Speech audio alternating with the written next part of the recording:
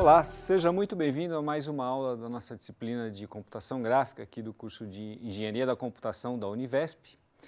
Nosso objetivo hoje é falar um pouco sobre processamento de imagem, né? Finalmente a gente vai entrar nessa sub-área da computação gráfica que é denominada processamento de imagem. Então, com o nosso diagrama aqui de áreas, né?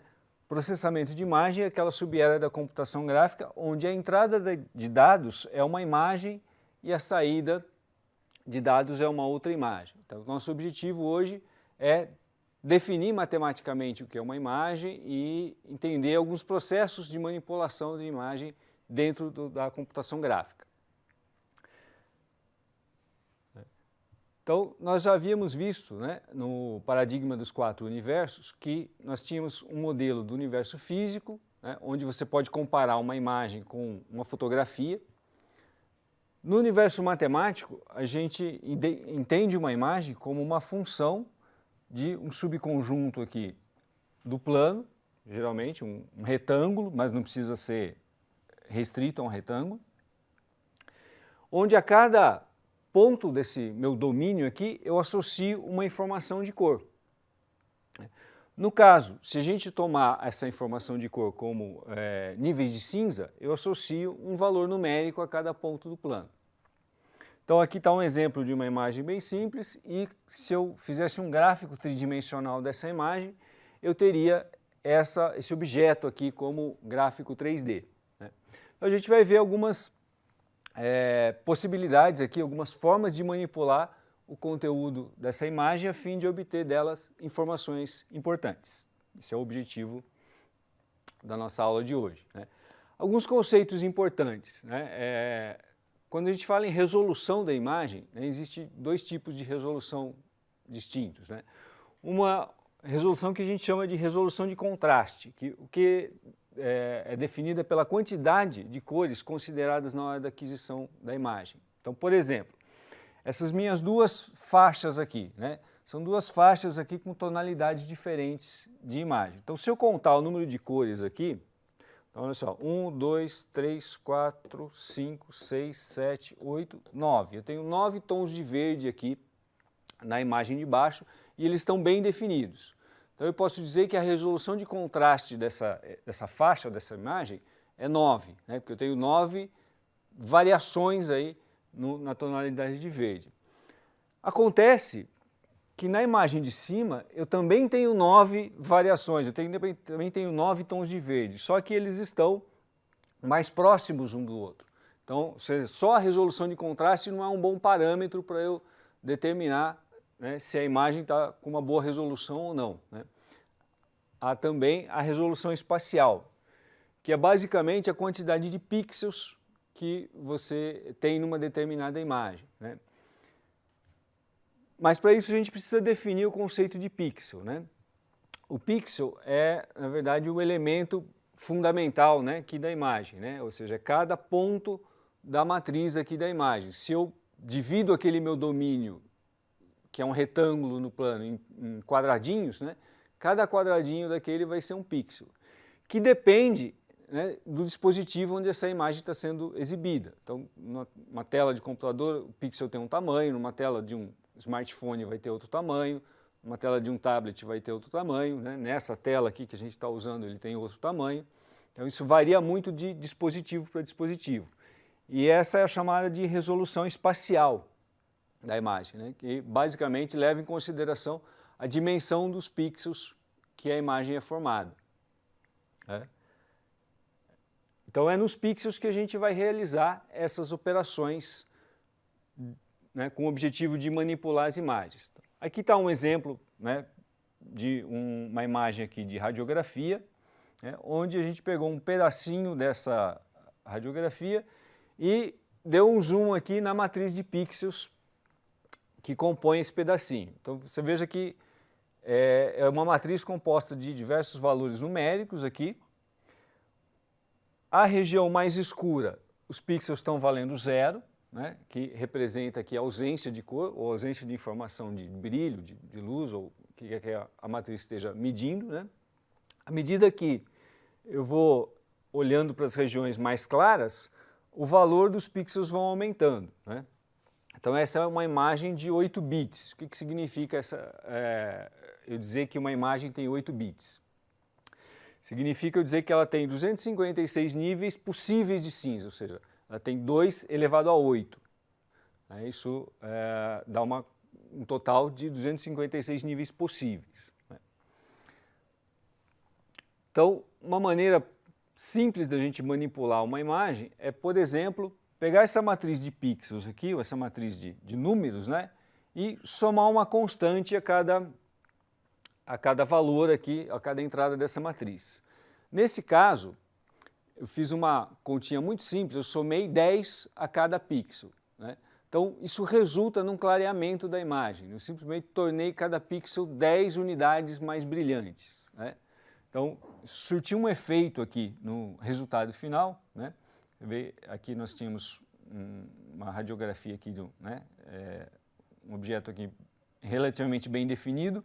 Quando eu aumentei o brilho geral da imagem, né, você vê que eu perdi um tanto de informação aqui.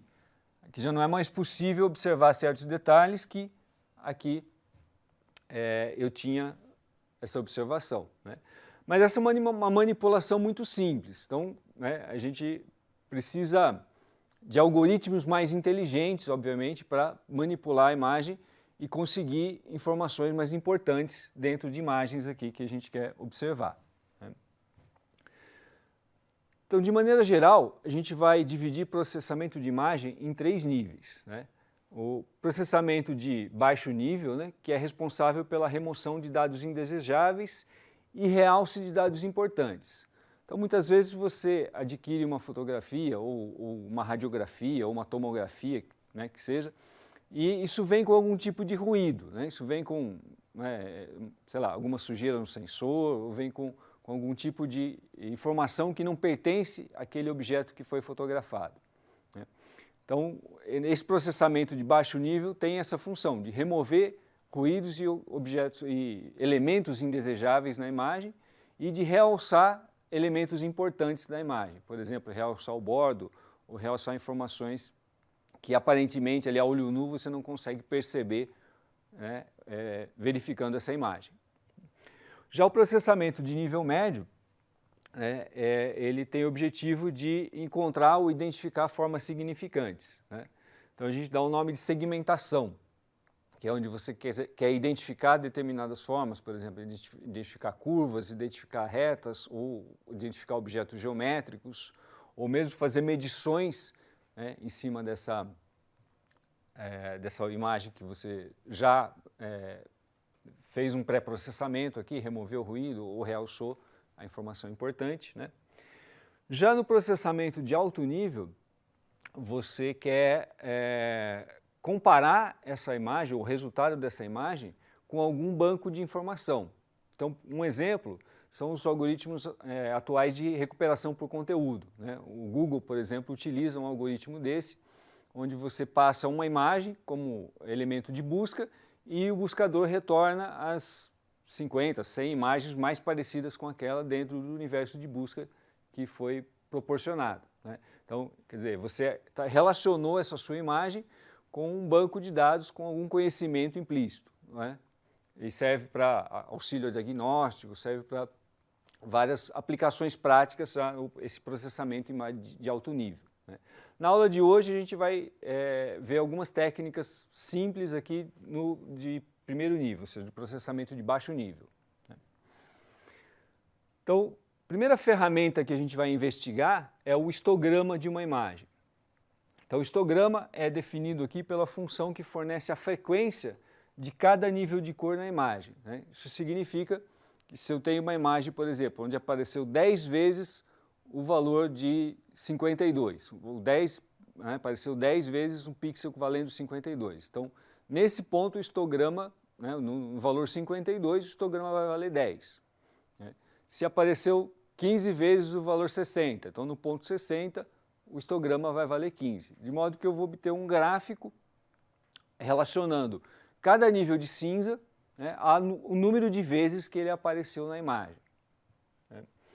Então ele é útil para eu obter informações globais na imagem, né? No entanto, ele não serve se eu quero alguma aplicação que precise de conhecimento do valor da posição do pixel, né? Ele não leva em consideração a posição que os pixels apareceram, né? Então aqui um exemplo simples, né, de uma fotografia aqui que nós temos numa estrada, o histograma dessa imagem, né, ou seja, o número de vezes que apareceu aqui cada valor de cinza, variando aqui de 0 a 256, né? Então vê que os pixels mais escuros aqui apareceram menos, os pixels mais claros aqui, mais para o lado do branco total aqui apareceram em pequena quantidade, e os pixels intermediários apareceram em maior quantidade. Então, fazendo a manipulação do histograma, é possível obter informações ou mesmo fazer alterações na imagem. Vamos ver alguns exemplos, né?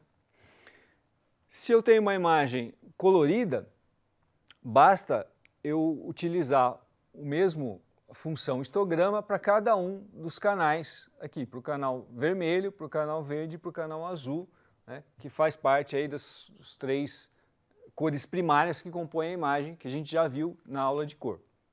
Então, a ideia do histograma é exatamente a mesma, só que cada um para a sua componente agora, né, uma para a componente R, outra para a componente G e outra para a componente B.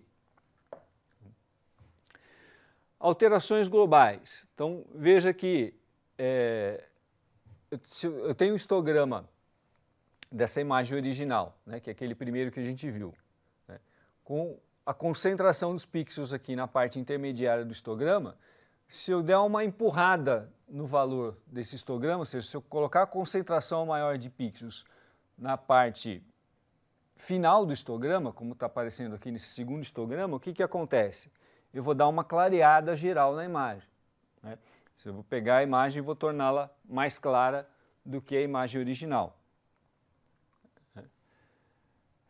Eu tenho também processos de binarização, né? Como que funciona? Digamos que eu estabeleço um limiar, no caso o meu limiar aqui foi de 128, e eu separei os pixels do histograma, né? Então, se você vale menos que 128, você foi transladado aqui para preto, ou seja, para valor de 0. Se você vale mais do que 128, você foi transladado para o valor 256, que é o máximo de branco possível, né? Então, a gente transformou uma imagem que tinha uma resolução de contraste de 256 para uma imagem aqui com uma resolução de contraste que tem 2, ou seja, eu só tenho aqui pixels pretos e pixels brancos, né? Então é útil para quando eu quero diminuir ou dar uma compactada aqui no tamanho da imagem sem perder muito a resolução, né?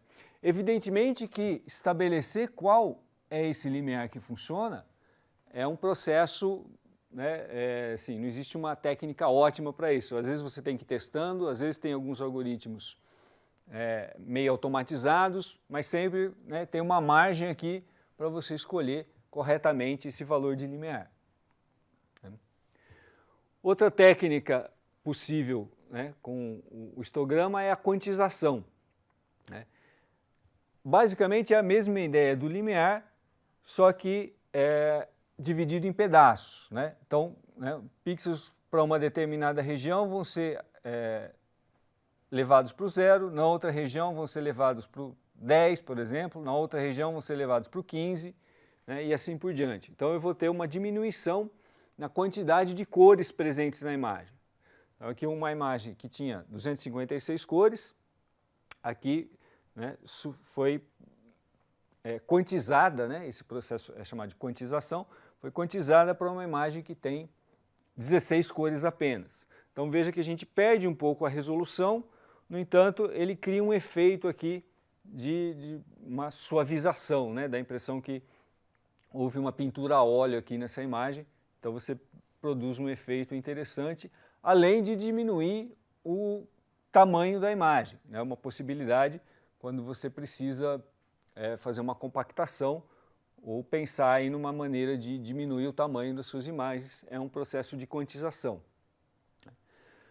Então, é uma ferramenta simples, mas com alguns resultados interessantes do ponto de vista de diminuição aí da quantidade de cores que você obtém na sua imagem, né? Uma outra possibilidade de fazer ou de usar o histograma é a equalização, né? Que o próprio nome já diz, eu tenho um histograma aqui bastante irregular, eu faço com que os pixels fiquem igualmente distribuídos ao longo do histograma, né? Obviamente que não vai ficar todo mundo igual, mas eu vou fazer uma boa aproximação aqui, né? Isso dá uma melhora aqui na nitidez da imagem, né? Faz com que os valores aqui fiquem mais ou menos distribuídos e com isso, né, nós tenhamos uma imagem aqui um pouco mais nítida em função do histograma, né? Eu vou deixar de perceber os contrastes aqui com uma maior distinção, né? Por hoje é isso, então muito obrigado e até a próxima aula.